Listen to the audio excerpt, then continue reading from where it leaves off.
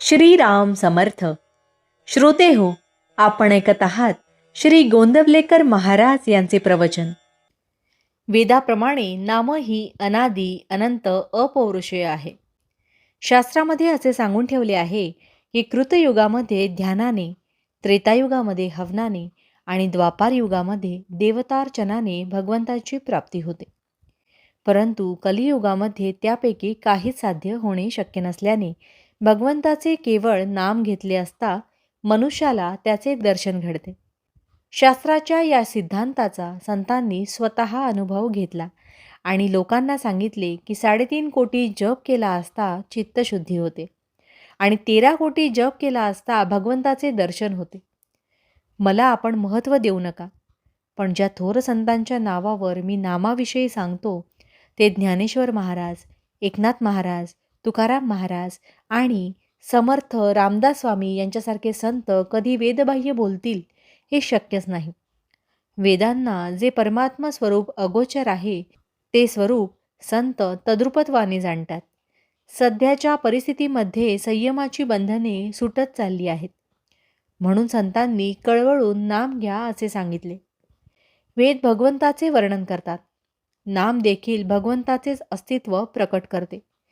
प्रत्येक वेदमंत्राच्या आरंभी हरिओम असते ते नामच आहे.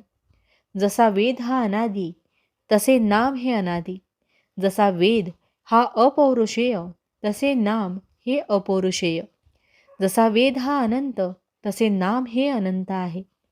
प्रत्यक्ष शिवाने नाम घेतले म्हणून ते अनादी साधन आहे.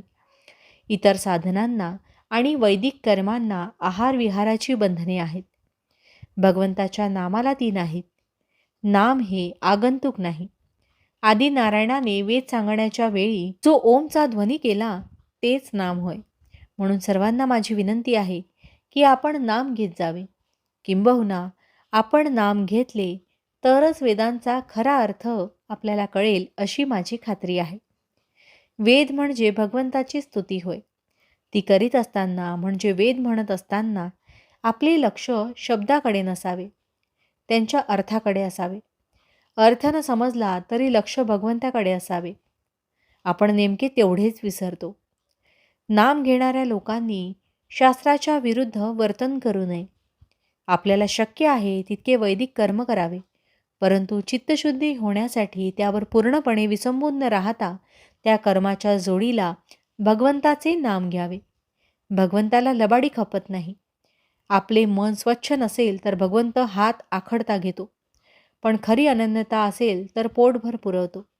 इतक्या तन्मयतेने नाम घ्या की मी नाम घेतो आहे हे सुद्धा विसरून जा. भावार्थ, इतर साधनांनी लवकर साधल्यासारखे वाटेल, पण ते तात्पुरते असते. नामाने थोडा उशीर लागेल, पण जे साधेल ते कायमचे साधेल, कारण नामाने मुळापासून सुधारणा होते. जानकी जीवन स्मरण जय जय राम. महारुद्र हनुमान की जय.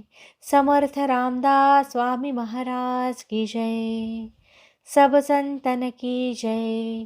श्री अनंत कोटि ब्रह्मांड नायक राजाधिराज सच्चिदानंद सद्गुरु श्री ब्रह्मचैतन्य महाराज की जय. जय जय रघुवीर समर्थ.